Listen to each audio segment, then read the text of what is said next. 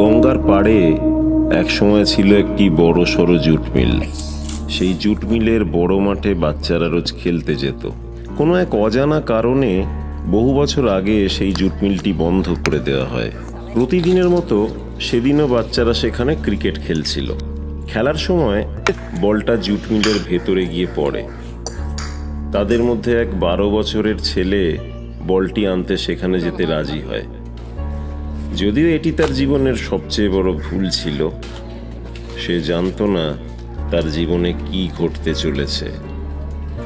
বলটি আনতে যাওয়ার সময় ছেলেটি মিলের ভেতরে একটি অদ্ভুত দৃশ্য দেখে। এক ঘর থেকে উজ্জ্বল আলো বের হচ্ছিল। কৌতূহলী হয়ে সে সেখানে গিয়ে একটি অদ্ভুত উজ্জ্বল বই দেখতে পায়। কিছুই বুঝতে না পেরে সে বইটি তুলে নিয়ে আসে, তবে বইটি খুলতেই সে হঠাৎ করে মিলের ভেতর থেকেই অদৃশ্য হয়ে যায়। বাইরে থাকা অন্য বাচ্চারাও স্পষ্টভাবে সেই উজ্জ্বল আলো দেখতে পায়। তখন তারা ভয়ে পুলিশকে খবর দেয়, কিন্তু পুলিশ এবং স্থানীয় মানুষেরা চারপাশে অনেক খুঁজেও সেই বাচ্চা ছেলেটিকে খুঁজে পায় না।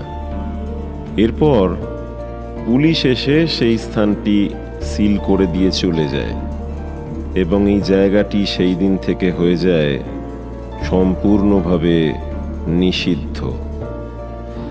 যে জায়গাটি এক সময় ছিল প্রাণবন্ত এবং আড্ডার কেন্দ্রবিন্দু, সেটি এখন সম্পূর্ণ শূন্যতায় ভরা।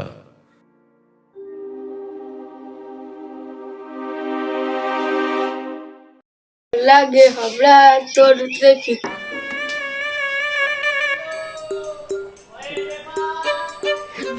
এই নুকা নুকা নুকা শিগগিরি নুকা, বাড়ি লোক আছে, নুকা নুকা নুকা। ভাই একটা আরে একটা খানা, তো বাড়ি কেউ নেই, খা একটা খা।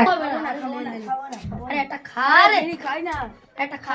আরে হেভি জিনিস, খা না। এই ভাই ভাই তুই পেয়ে গেছি লোকেশন। ভাবছি আরেও কি ওই বাড়িতে ভূত বাবাজির দর্শন পাবো। এ ভাই কি বলছিস তোরা এসব? কোথায় যাই বলছিস? আর ভূতের দর্শন মানে তোরা না। এই ঘরটার কথা বলছিলে? তো জঙ্গল তো বলতে এখানে কি হয়েছে? উপায় নেই, কে বলি পাবো। এই ঘরটার কথা বলছিল।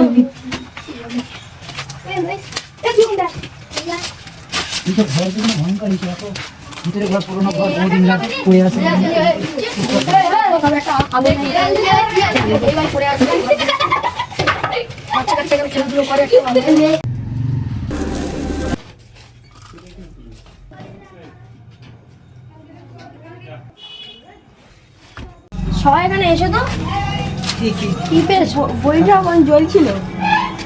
কি বই এটা? এই বইতে হচ্ছে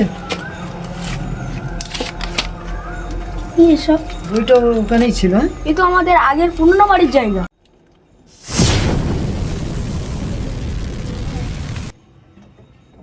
কোথায় এসেছি? এটা কোথায়? আমরা থেকে ওখানে কি? এটা কোথায়? না তো আমরা কোথায় চলে আসলাম।